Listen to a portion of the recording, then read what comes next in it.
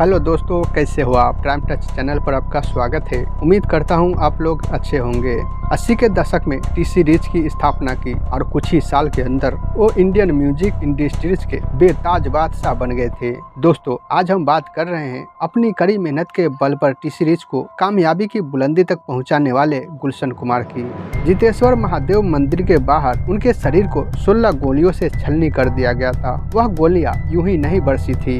1997 में जब गुलशन कुमार अपनी पीक पर थे, टिप्स और सारेगामा को पीछे छोड़ते हुए टी सीरीज 65% मार्केट पर कब्जा कर चुकी थी।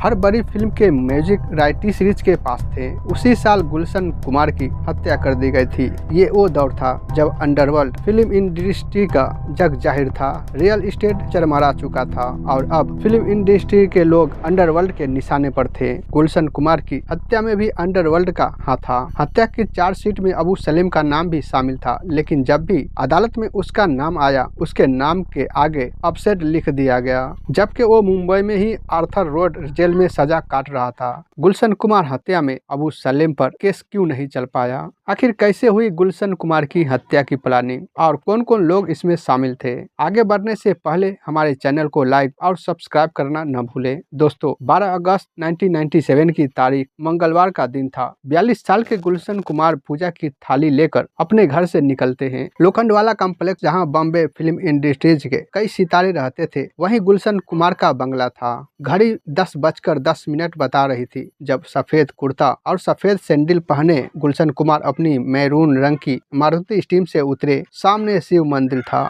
जीतनगर में बना ये मंदिर करीब 4 साल पहले गुलशन कुमार को दिखा था। भगवान शिव के भक्त गुलशन कुमार ने महंगे टाइल्स लगाकर मंदिर को नया बनवाया था। तब से हर सुबह शाम इस मंदिर में दर्शन करने आते थे। रूटीन फिक्स था और इस रूटीन पर नजर थी 3 लोगों की, जो उस दिन ताक लगाए गुलशन कुमार के इंतजार में खड़े थे। आगे क्या हुआ, इससे पहले थोड़ी पीछे चलते हैं, ये समझने के लिए कि गुलशन कुमार पर नजर रखने वाले ये लोग कौन थे और इसकी वजह क्या थी। पूरी कहानी की शुरुआत होती है 7 जून 1994 से। जावेद रियाज सिद्दीकी नाम के एक फिल्म प्रोड्यूसर हुआ करते थे। सिद्दीकी एक फिल्म बना रहे थे, नाम था तू विश मैं अमृत। इस फिल्म में अदाकारा थी जेवा अख्तर। जेवा एक पाकिस्तानी एक्ट्रेस थी और कथित तौर पर उन्हें दाऊद इब्राहिम के कहने पर फिल्म में लिया गया था, लेकिन जेवा को साइन करने के कुछ ही दिनों बाद सिद्दीकी ने उन्हें हटाने का फैसला किया। ये बात दाऊद को नागवार गुजरी। 7 जून 1994 को उनकी गोली मारकर हत्या कर दी गई। इस हत्या के बाद ही गुलशन कुमार को भी अंडरवर्ल्ड के कॉल आने शुरू हो गए थे। इसी के चलते यूपी के तत्कालीन मुख्यमंत्री कल्याण सिंह ने उन्हें एक बॉडीगार्ड भी मुहैया कराया था। मुंबई 1994 से 1997 के बीच कई फिल्म प्रोड्यूसरों को धमकी मिली। फिर आया साल 1997। उस साल नदीम सैफी ने एक एल्बम लॉन्च की। एल्बम का नाम था हाय अजनबी।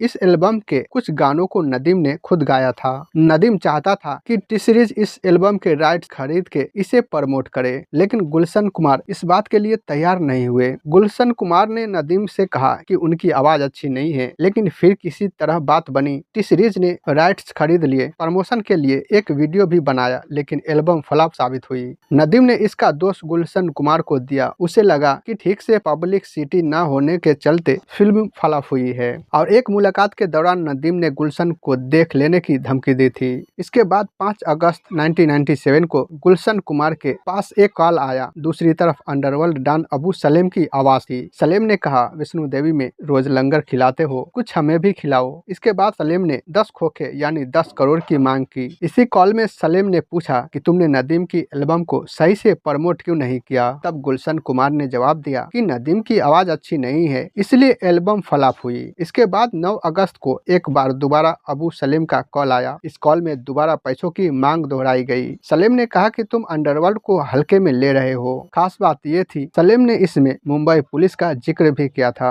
अबू सलीम ने बोला, तुम अभी तक पुलिस के पास नहीं गए, मतलब तुम हमें सीरियस नहीं ले रहे हो। आगे जो भी होगा उसकी जिम्मेदारी तुम्हारी होगी। ये कहकर सलीम ने फोन काट दिया। इन धमकियों के बावजूद गुलशन कुमार पुलिस के पास नहीं गए। उनके दोस्तों ने उन्हें पुलिस के पास जाने को कहा, लेकिन उन्हें लगा था कि पुलिस के पास जाने से कोई फायदा नहीं होगा। 1 महीने पहले ही निर्देशक राजीव राय पर हमला हुआ था, लेकिन उन्हें पुलिस प्रोटेक्शन मिली हुई थी। जिसके चलते उनकी जान बच गई। इस घटना के बाद एक रिपोर्टर ने अबू सलीम से बात की थी। रिपोर्टर ने सलीम से पूछा, क्या तुम्हारी धमकियां सिर्फ कोरी है? सलीम ने जवाब दिया, सिर्फ एक हफ्ता और इंतजार करो। वो हफ्ता आया। अगस्त में उस दिन गुलशन कुमार का गार्ड भी उनके साथ नहीं था। तबीयत खराब होने के चलते वो घर पर ही रुक गया था। 10:40 पर गुलशन कुमार मंदिर से पूजा करके अपने गाड़ी की तरफ वापस आते हैं। कुछ कदम चलते ही गुलशन कुमार को अपनी अनपट्टी पर एक रिवॉल्वर महसूस होता है। गुलशन कुमार देखते हैं नीली जींस पहने लंबे बाल वाला एक आदमी खड़ा था। एक गोली चलती है और कुमार के माथे को छूकर निकल जाती है। वो जमीन पर गिर जाते हैं। पूजा का सारा सामान भी बिखर जाता है। कुमार भागने की कोशिश करते हैं। वो वापस मौजूद एक घर में मदद की गुहार लगाते हैं, लेकिन उस घर में मौजूद औरत दरवाजा बंद कर लेती है। कुमार एक और दरवाजा खटखटाते हैं, वहां से भी कोई मदद नहीं मिलती। उनका ड्राइवर रूपलाल सूरज कलश उठाकर हमलावरों की ओर फेंकता है। रूपलाल के दोनों पैरों में गोली लगती है और वो भी वहीं गिर जाता है।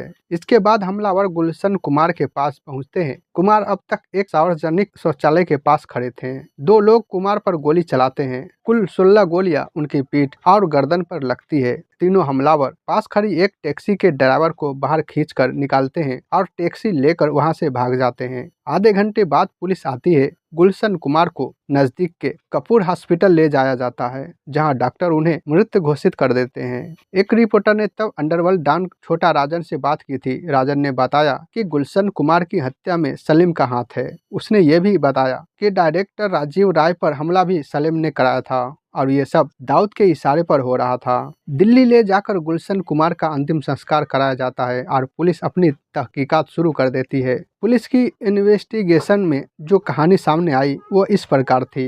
मई 1997 में दुबई में अनीस इब्राहिम के दफ्तर में एक मीटिंग हुई। अनीस इब्राहिम यानी दाऊद का छोटा भाई। इस मीटिंग में अनीस अबू सलेम एक और गैंगस्टर था। इस मीटिंग में तय हुआ कि गुलशन कुमार को मारकर एक नजीर पेश की जाएगी। इसके बाद 3 लोगों को हायर किया गया। इनमें से एक था असद रऊफ उर्फ दाऊद मर्चेंट, जो अबू सलेम का खास था। मर्चेंट और उसके भाई अब्दुल रशीद को पुलिस गिरफ्तार कर लेती है। इसके अलावा चार्जशीट में 19 लोगों को गुनहगार बनाया जाता है। दोस्तों, दरियागंज में जूस की दुकान चलाने वाले एक लड़के ने म्यूजिक इंडस्ट्रीज की सूरत बदल कर रख दी थी।